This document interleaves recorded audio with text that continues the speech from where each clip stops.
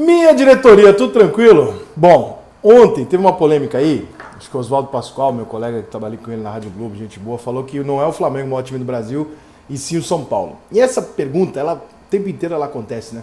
E aí depois que ele falou aquilo, como eu sou São Paulino, moro no Rio de Janeiro, falo muito do Flamengo e tal, evidentemente que, né, porra, e aí? Qual é o maior time do Brasil? É o seu São Paulo? É o Flamengo? É o Palmeiras, né? Quem que é? Você concorda com a unificação dos títulos? Não e tal?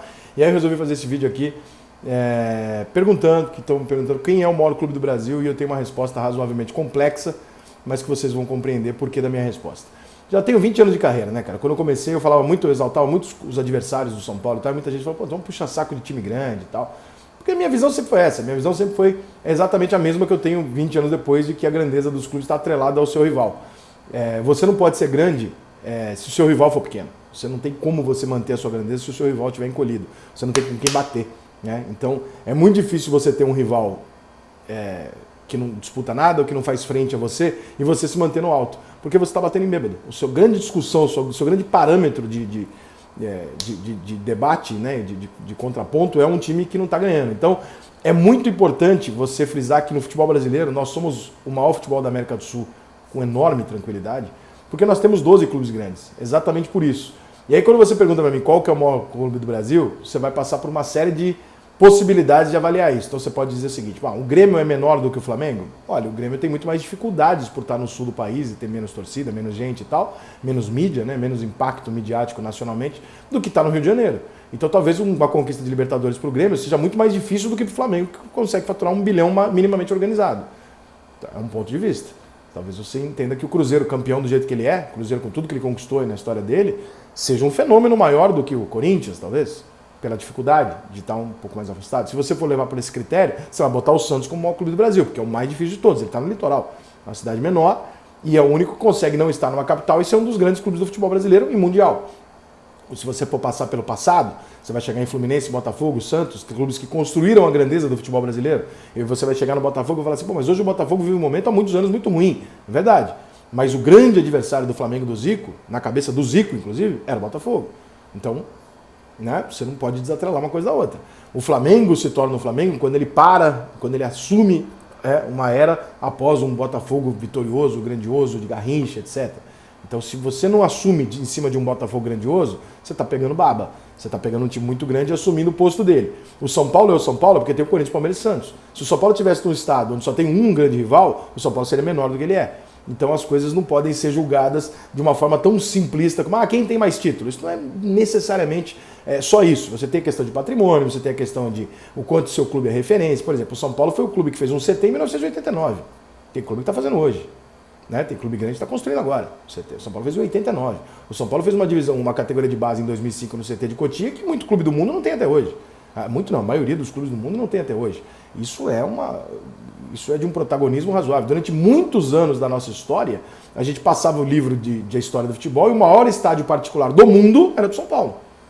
Isso tem uma dose de grandeza. O São Paulo foi a 3 mundiais, ganhou os 3. Internacionalmente, o São Paulo é uma pica. O São Paulo sempre vai ao Mundial, ganhou. O São Paulo vende jogador pra cacete, né? O São Paulo sempre serviu muito a seleção brasileira e tal. O São Paulo tem referências de títulos grandiosos com um grande futebol, que é uma coisa que você também tem que levar em consideração. Né? O que é marcante? O São Paulo do Tele Santana é muito marcante mundialmente. Todo mundo sabe do São Paulo do Tele Santana. Talvez o time do São Paulo tricampeão com o Muricy, ele seja uma coisa muito regional, porque ele não encantou ninguém, não saiu do Brasil e tal, e seja uma coisa, você ganhou 3 campeonatos brasileiros, mas não tem a mesma representatividade internacional. No seu conceito, a grandeza está atrelada ao internacional? Ou está atrelada ao que você faz aqui dentro? É a soma dos dois? Tem a ver com patrimônio? É só título? Número de torcida influencia, porque não adianta nada você ser um time grandioso que não leva ninguém atrás de você. Você tem que carregar uma multidão. Se você não carregar uma multidão, não adianta nada. Né? O grande objetivo do clube é conquistar clientes, é conquistar torcedores. Você não tem torcedor para ganhar título, você ganha título para conquistar torcedor. Então o seu objetivo final, o grande bem que o clube tem é a torcida. Isso coloca o Flamengo e o Corinthians acima do Palmeiras, do São Paulo, do Grêmio. É uma discussão absolutamente complexa para você resumir numa fase, né, nos últimos 10 anos, não sei o quê, ou por títulos ou por uma questão estrutural. Tem muita coisa por trás disso. Botafogo, Santos e Fluminense, como eu disse, são parte da construção do futebol brasileiro. Coisa que o São Paulo, por exemplo, não fez parte. O São Paulo vem depois. Né? O São Paulo é o mais novo dos grandes. E o São Paulo começa a ganhar em 77. Aí você vai falar assim, pô, o São Paulo é um bicho-papão. O São Paulo é um bicho-papão, mas o São Paulo também tem seus defeitos. O São Paulo, por exemplo, joga muito mal decisões contra times grandes. Historicamente, o São Paulo, quando tinha a decisão do Campeonato Brasileiro, ganhou 3 uma num triangular que não teve final contra o Atlético Mineiro, embora tenha sido nos pênaltis, e 2 contra time pequeno, Guarani e Bragantino. As outras que ele decidiu contra time grande, ele perdeu 5. E aí? Então significa que o São Paulo não sabe decidir título contra time grande do Brasil? É uma leitura. O São Paulo não ganha a Copa do Brasil. Então o São Paulo é um time que decide mal contra times brasileiros, a não ser em campeonatos internacionais. Aí você vai para o campeonato internacional. Pô, o São Paulo é uma máquina de triturar adversário sul-americano. Então qual é o critério? Como é que você... Quando tinha o Rio, São Paulo, Roberto e Taça Brasil, que eram os grandes torneios do futebol brasileiro antigamente, o São Paulo não era campeão. O São Paulo não era protagonista. Você ignora essa fase, entendeu? Eu acho muito fútil você pegar e falar assim, então quer dizer que se eu comprar um Manchester City amanhã e durante 10 anos o Manchester City for milionário e eu ganhar 10 títulos da Inglaterra, o Manchester City é maior que o Manchester United que passou 100 anos ganhando. Não, não é. Entendeu? Não é assim que funciona. Para mim não é assim que funciona. Então na hora de decidir o maior clube do Brasil, a resposta mais simples que eu tenho para dar é o seguinte, o maior clube do Brasil é o fato de nós termos 12 clubes no Brasil. O maior clube do Brasil é exatamente o fato da gente ter adversários grandiosos o suficientes e começar um campeonato brasileiro onde talvez... Claro que hoje, se começar o Campeonato Brasileiro, o Botafogo for campeão, vai te surpreender. O Vasco, o Fluminense, na situação que eles estão, vai te surpreender. O Cruzeiro, talvez neste momento, este ano aqui, se ganhasse o Campeonato Brasileiro da Série A, uma Copa do Brasil, ia te surpreender.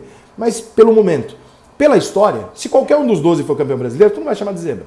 Você não pode chamar de zebra. Você vai ter que falar que, porra, um dos grandes ganhou. Se você começar um campeonato onde 12 clubes podem ser campeões sem ser chamado de zebra, mesmo que alguns deles não estejam entre os favoritos, eu não estou dizendo ano a ano, tá? Eu estou dizendo num contexto geral. Aí. Se você pegar em 10 anos, você fala, porra, se o Botafogo ganhasse o campeonato de 2017, por exemplo, era uma zebra?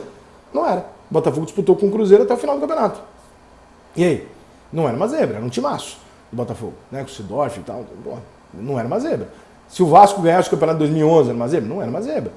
Então tem momentos que você tem que ter o entendimento de que o grande diferencial do futebol brasileiro é exatamente ter o que o mundo não tem, que é 12 clubes grandes dentro de um mesmo campeonato, dentro de uma mesma rivalidade. Ninguém tem isso, só a gente. Então o que mantém os nossos clubes grandes é exatamente o fato da gente ter tudo isso à volta dos nossos clubes. É muito ruim menosprezar os grandes clubes do Brasil, porque significa que eu, quando sou campeão, estou batendo em bêbado. E eu não estou batendo em bêbado. Eu estou batendo na história. Quando eu bato no Fluminense, estou batendo na história. Quando eu bato no Flamengo, estou batendo na história. Estou batendo, né, nos alicerces do futebol brasileiro. E aí você pega lá na Argentina, é um Boca e River hoje. Ah, tem o Independiente? Tem, mas num outro cenário, né? Num outro momento, que eles tiveram um momento e depois eles não conseguiram mais. Então, você tem Boca e River como protagonistas absolutos, você tem Barcelona e Real Madrid como protagonistas absolutos. Na Itália você tem 4, 5 clubes e alguns que passaram um momento, mas desapareceram ou diminuíram e tal, mas você não tem aquele protagonismo histórico sempre, recorrente, de clubes que estiveram sempre ganhando títulos, desde quando foram fundados. No Brasil você tem isso, você tem 12 clubes grandes e que dá a oportunidade da gente ter essa discussão, e essa discussão é o que leva exatamente a gente não conseguir ter um clube grande no Brasil, ou o maior clube do Brasil, simplesmente porque para mim o maior clube do Brasil é exatamente o fato da gente ter 12 grandes clubes no Brasil. Isso transforma qualquer um dos 12 em muito grandes, porque você não consegue pegar e tirar dessa sacola 2 clubes e falar, esses 2 aqui são acima desses. Esses daqui você não consegue fazer isso, porque você vai ter que usar critérios que são absolutamente subjetivos. Né? Se você for usar o passado, a importância, a história e tal, eu vou te dar um exemplo simples. Vamos botar no cenário internacional. Se hoje você for escrever um livro sobre a história do futebol, quem é que está na capa? Qual é o time brasileiro que vai estar com a camisa na capa? É o Santos. Isso significa que o Santos é o maior clube do Brasil? Pode ser que para você sim, pode ser que não. Se você for escrever um livro sobre o futebol brasileiro, pro futebol brasileiro, só pro Brasil, não vai ser o Santos que vai estar na capa. A camisa que vai estar na capa talvez não seja do Santos. Talvez seja do Palmeiras, talvez seja do Flamengo, pelo número de títulos internamente e tal. Se você for escrever a história do jogador do futebol brasileiro através de ídolos, seguramente a do Santos vai estar lá, do Botafogo vai estar lá, e não vai estar lá algumas outras camisas que você tem hoje como representação maior do maior clube do Brasil. Então, tudo isso é muito relativo.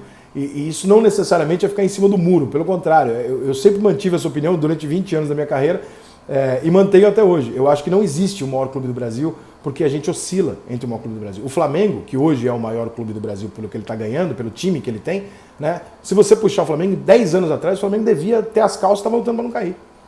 Como é que em 7, 8 anos o Flamengo reverte esse jogo? O Flamengo nunca deixou de ser grande, óbvio, mas olha o cenário quanto é.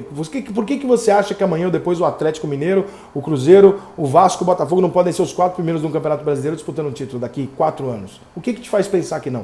Qual é a lógica que nós temos por trás para acreditar nisso? Nós não temos. O futebol brasileiro sempre foi oscilante e sempre mudou muito rapidamente. O São Paulo, dono do país, despencou. O Palmeiras, uma puta crise, assumiu a liderança de tudo. O Corinthians, campeão de tudo, de repente está no momento para baixo e tal. E é assim que funciona, cara. Nosso futebol, enquanto o nosso futebol não tiver dono, os clubes não tiverem donos, eles vão ser gerenciados conforme a paixão, e a paixão é 880. Então, o maior clube do Brasil depende do dia que você acorda. Hoje vai ser um, amanhã vai ser outro. Hoje ganhou o Flamengo é o maior clube do Brasil. Amanhã o Grêmio ganha a Copa do Brasil, fala, pô, os caras têm 6 Copas do Brasil, 3, qual é o maior clube do Brasil? Aí na semana que vem o São Paulo assume, lá começa a Libertadores, São Paulo chega numa final de Libertadores, é o maior clube do Brasil, porra. 7 finais de Libertadores. Entendeu? Você vai mudar esse conceito conforme as coisas forem acontecendo. Mas pegar 100 anos e tentar cravar o maior clube do Brasil por critérios individuais, eu acho que a gente não consegue. O grande segredo está no fato da gente ter tanta opção para escolher o maior clube do Brasil. Por isso que a gente pode não ter o maior clube do Brasil, mas seguramente a gente tem o mais importante futebol do mundo.